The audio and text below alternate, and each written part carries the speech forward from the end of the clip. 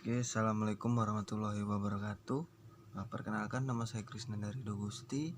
Saya dari kelas 18 MNJC dengan NPM 1941264. Di sini saya akan mempresentasikan salah satu materi dari pembahasan yang sudah berlalu, yaitu tentang manajemen resiko dan strategis.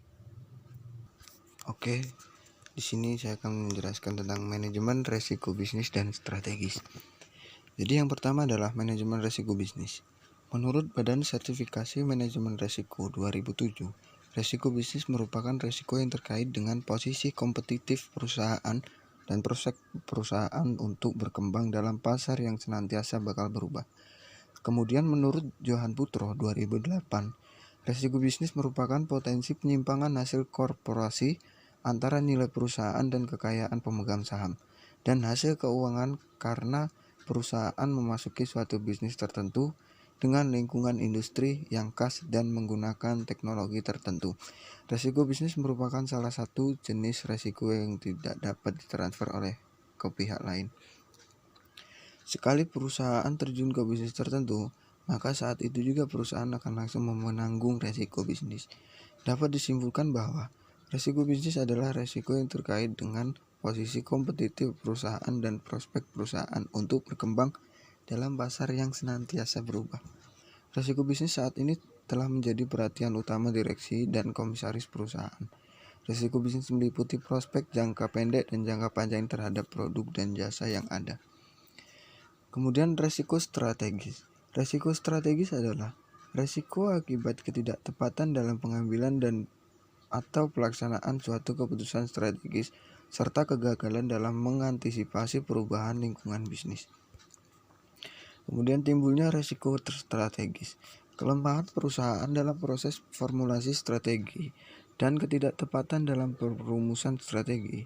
Kemudian sistem informasi manajemen yang kurang memadai. Kemudian yang ketiga adalah hasil analisis lingkungan internal dan eksternal yang kurang memadai. Yang keempat adalah penetapan tujuan strategis yang terlalu agresif. Yang kelima adalah ketidaktepatan dalam implementasi strategis. Yang keenam adalah kegagalan dalam mengantisipasi perubahan lingkungan bisnis. Kemudian tujuan manajemen risiko strategis adalah untuk memastikan bahwa proses manajemen risiko dapat meminimalkan kemungkinan dampak negatif dan dari ketidaktepatan pengambilan keputusan strategis dan kegagalan dalam mengantisipasi perubahan lingkungan bisnis.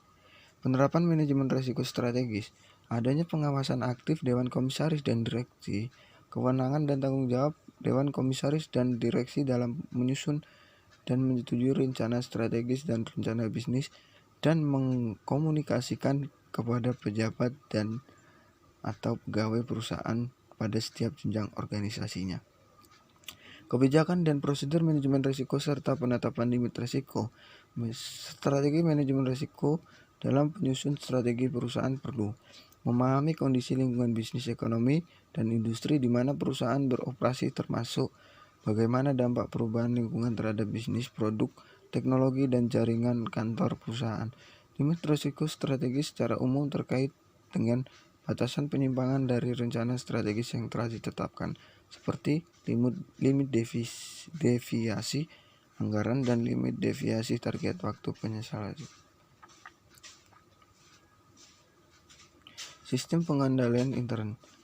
Penerapan sistem pengendalian intern secara efektif.